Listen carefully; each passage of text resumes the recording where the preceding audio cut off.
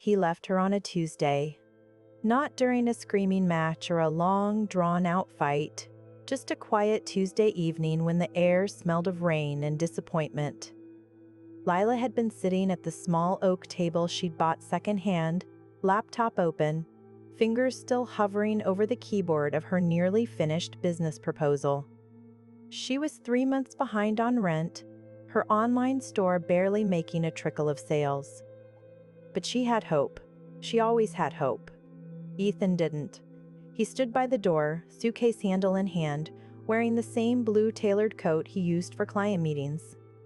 His expression was grave, but controlled, like he'd practiced this moment in front of the mirror. "I can't keep doing this," he said, his voice measured, cool. "You keep saying things will change, but they never do. You've been chasing this dream for years, Lila. Maybe it's time to admit it's not going to happen." Lila swallowed hard, her throat dry. "You know this takes time. Every business starts slow."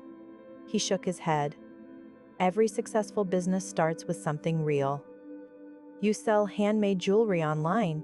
You call that a company?" It wasn't the words that cut deepest, but the disdain tucked behind them. He didn't see her struggle as effort, just failure. When the door closed behind him, the sound echoed through the apartment like punctuation final, sharp, ending a sentence she hadn't realized was over. For the first time in months, silence filled her world. No arguments about bills. No casual lectures about sustainability. No voice telling her that she wasn't enough. Only her thoughts, loud and unresolved. She poured herself a glass of cheap wine and stared at her screen. Her unsent emails glared back, each one a reminder of rejection. Retailers saying, "Not interested," or "Come back when you have traction." But what was traction really? Customers? Followers? Validation? By midnight, as rain began tapping the window, Lila deleted the email drafts and started writing something new. A plan, not just for her business, but for herself. Success isn't glamorous when it first arrives. It's 100 small, exhausting decisions that no one claps for. For Lila, it looked like long nights and burnt coffee, logistics calls squeezed between craft fairs, coding her website alone because she couldn't afford a developer. She rebranded, renamed, and reimagined everything. Luma, the new brand name, wasn't just jewelry anymore. It was identity. She carved her designs with purpose, drawing from bruises that no longer hurt but still remembered the shape of pain. Each piece had a story about resilience subtly wrapped into its design, a broken circle mended with gold, a wave crossing through a scar. Her followers grew. Influencers wore her work, magazines reached out, orders stacked up.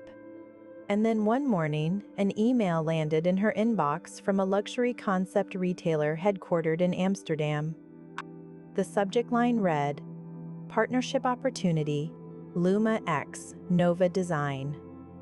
The buyer wrote of how her pieces captured emotional alchemy, turning struggle into art. They wanted her in their next campaign. Lila leaned back in her chair, tears pricking her eyes.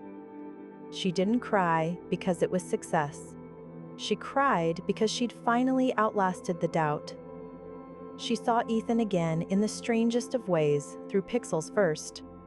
A friend from university tagged her in an Instagram post from an industry mixer in Amsterdam. In the photo, Ethan stood beside a banner that read, "Nova Design Annual Gala."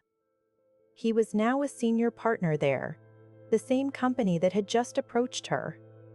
Lila stared at the image longer than she cared to admit. His posture hadn't changed, straight, confident, maybe even smug. But he looked older, somehow emptier. When she showed up at the Nova headquarters for her pitch the next week, she didn't expect him to be in the meeting room. But there he was, seated at the long table next to the brand director. His face flickered between surprise and the faintest hint of discomfort when he saw her. "Lila?" he said, standing up slightly, as if unsure whether to offer a handshake or apology. She forced a professional smile. "Hello, Ethan." The meeting began. It wasn't personal. It was business, and she refused to let the past invade her composure. She presented her prototypes, her campaign ideas, her market data with precision. Every word, every slide radiated confidence. She wasn't the girl he'd left behind. She was a brand now, a force built from fire. Afterward, the Nova team was impressed. They offered a partnership for an exclusive line. Ethan stayed quiet through most of it, but his eyes lingered on her with a mix of admiration and regret. As they were leaving, he caught up with her in the corridor. "You've done incredibly well," he said. "I didn't expect—" "You didn't expect me to succeed?" she interrupted, her voice calm but sharp. He exhaled. "I didn't expect you to turn it around this way.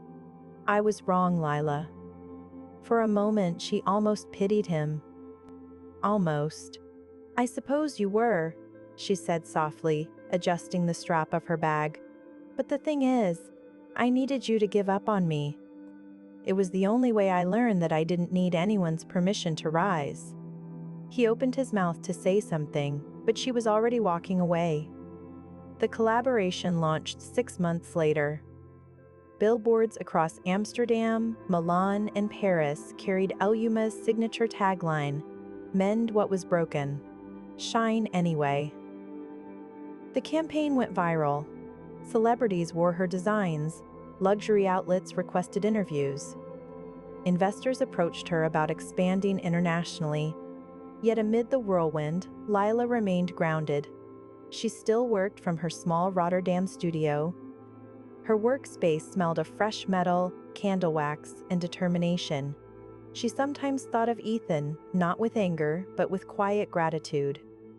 He had become part of her mythology, her cautionary tale, the ghost who reminded her what self-belief truly meant. When Nova invited her to speak at their annual gala as a guest of honor, she agreed. On the gala night, as she took the stage under the soft glow of chandeliers, she glanced toward the table where Ethan sat among other executives. Their eyes met briefly. He smiled faintly, almost in apology. But Lila didn't look away in bitterness. She looked away because she didn't need to look back anymore. She began her speech with steady conviction. When people doubt you, they're not defining your limits. They're revealing their own.